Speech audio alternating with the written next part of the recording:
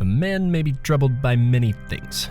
There have been known cases of people being haunted by past deeds both by their own consciousness and the supernatural. And while these hauntings cannot be explained beyond the internal guilt of the brain on one's soul, as Edgar Allan Poe shows us, it is possible there may be more to the nagging tics of the past than meet the eye. A police report from the late 1800s recounts the arrest and interrogation of one Ananias Kempt, a man whose deeds forced his own mind to abandon him. While the initial report states that it was his guilt that drove him to confess, we here at Factual Actual Conspiracy Theories, believe there may be something much more sinister and supernatural to this tale in Case 34, The Telltale Heart.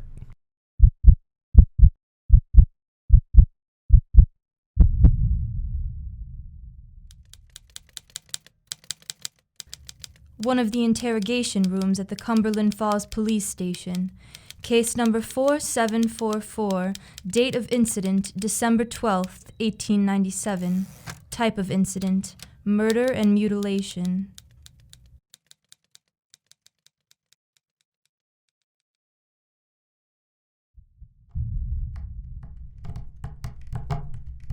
Mr. Kempt, we know what happened to your landlord, Mr. Allen. We found him, and we know it was you. What you have done is very sick, and I need to know why. Stop that tapping. You're driving me mad. Mad? You're mad. True, but I'm nervous. Very, very dreadfully nervous. But why will you say that I'm mad? The disease had sharpened my senses, not destroyed, not dulled them. Above all was the sense of hearing acute. I heard all things in the heaven and in the earth. I heard many things in hell. How then am I mad? Listen and hear how clearly, how calmly I can tell you the whole story. You fancy me mad. Madmen know nothing, but you should have seen me. You should have seen how widely I proceeded, with what caution, with what foresight, with what dissimulation I went to work.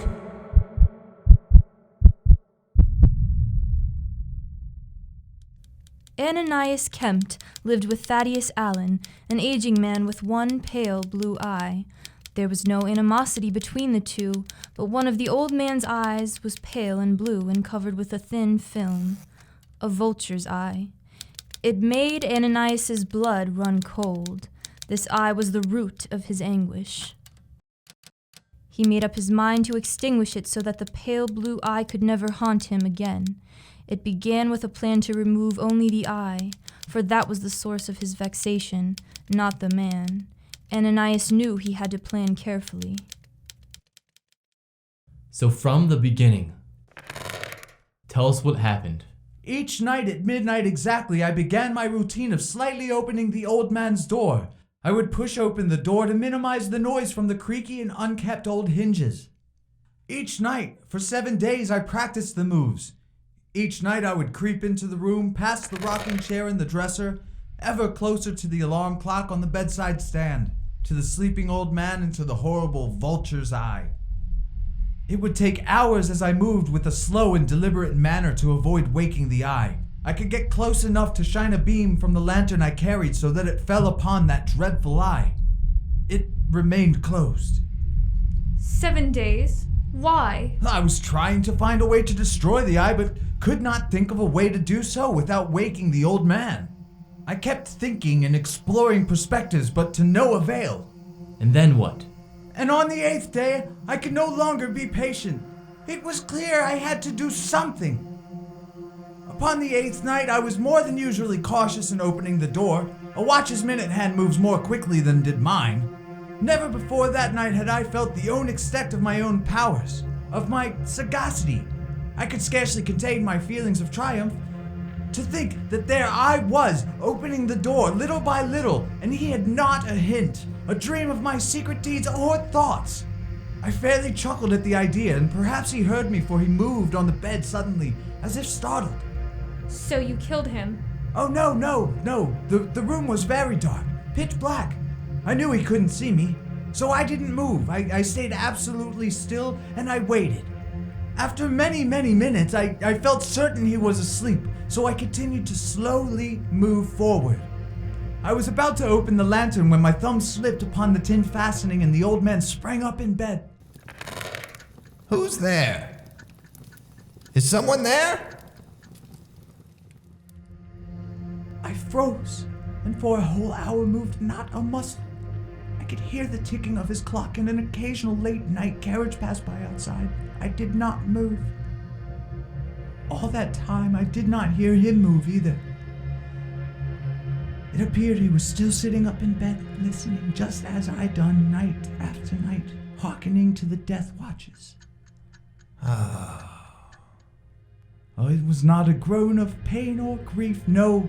It was the low stifled sound that arises from the bottom of the soul. When overcharged with awe, I knew the sound well. Many a night just at midnight, when all the world slept, it welled up from my own bosom, deepening with its dreadful echo the terrors that distracted me.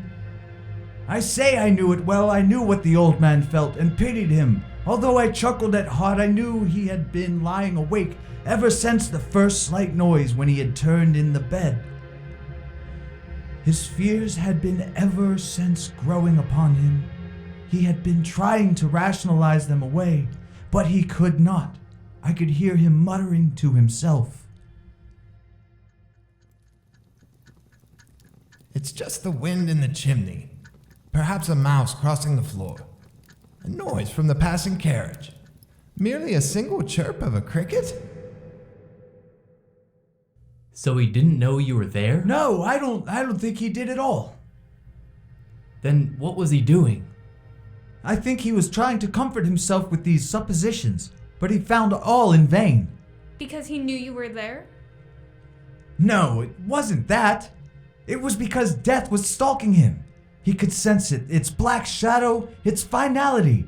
It was this mournful influence of this unperceived shadow that caused him to feel. Although he neither saw nor heard, to feel the presence of dread within the room. Then what happened? I waited a long time, very patiently, without hearing him lie down. Finally, I resolved to open a very, very little crevice in the lantern to see what was going on. And what did you see? I opened it until at length a simple dim ray like the thread of a spider shot out from the crevice and fell full upon the vulture eye. So he was awake? Awake?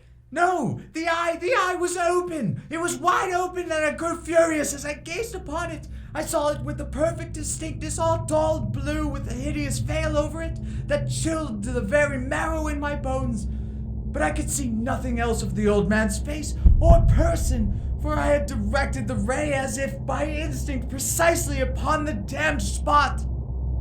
And did I not told you that what you mistook for madness is but over-acuteness of the sense? For that is when I heard it. I heard it. It came to my ears a low, dull, quick sound, such as a watch makes when enveloped in cotton.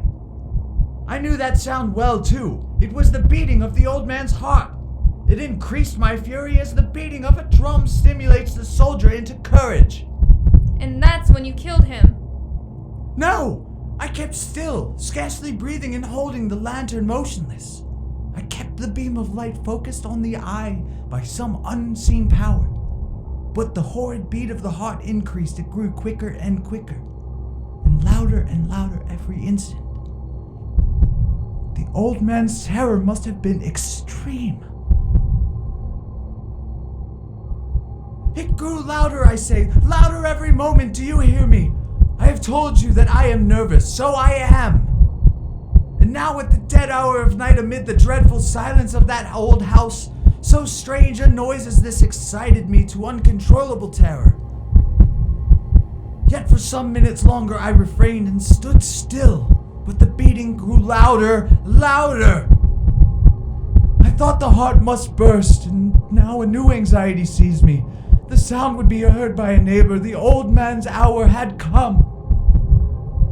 With a loud yell, I threw open the door and leaped into the room. He shrieked once, only once. In an instant, I dragged him to the floor and pulled the heavy bed over him. I then smiled gaily to find the deed so far done, but for many minutes the heart beat on with a muffled sound. This, however, did not vex me. It would not be heard through the wall. At length it ceased. The old man was dead. What do you do next? I had to be sure. I removed the bed and examined the corpse. Yes, he was stone dead. I placed my hand upon the heart and held it there many minutes. There was no pulsation. He was dead. Stone cold dead. I relaxed, for I knew the horrible eye, would trouble me no more. If still you think me mad, you will think so no longer when I describe the wise precautions I took for the concealment of the body. The night waned and I worked hastily, but in silence. First, I took up 3 planks from the flooring of the chamber, wrapped the corpse in a blanket and carpet, and deposited the corpse beneath the floor. I then replaced the boards so cleverly, so cunningly, that no human eye, not even his, could have detected a thing wrong. There was nothing to wash out, no stain of any kind, no blood spot whatsoever. I had been too wary for that. Ha ha. Ha ha! The bell rang at precisely 4 o'clock in the morning. 3 officers entered the premises responding to a noise complaint made by a neighbor. Ananias let them sit in the parlor and explain that the old man was out in the countryside. He talked pleasantries. A slight ringing began in his right ear. At first he ignored the annoyance. You'll see! In that display cabinet, officers, everything is quite undisturbed. No one has touched any of his treasures while he is away. I have kept the house quite safe in his absence. The slight hum that welled up in Ananias's ear began to tick like a pocket watch enveloped in cotton. It increased in volume and frequency, rising from a tick to a thump, a beating, as it seemed the drums of hell themselves were rising up from beneath the so neatly replaced floorboards. Is something the matter? Can't you hear that? Hear what? Surely you hear it! I don't hear anything. Do you, Joe? No. What do you hear, Mr. Kempt? Villains, you mock me! Mock you? Your calmness is a sham! You hear it beating! He's beating! What beating? His heart! His beating heart's condemning me! What has happened to Mr. Allen? You know! No more games, no more feigned ignorance! You know! Where is Mr. Allen? I admit the deed, tear up the planks here and here. It is the beating of his hideous heart. Take it away, away forever! Send for the investigation team. Come with us, Mr. Kempt. You'll need to tell your story to the detectives down at the station.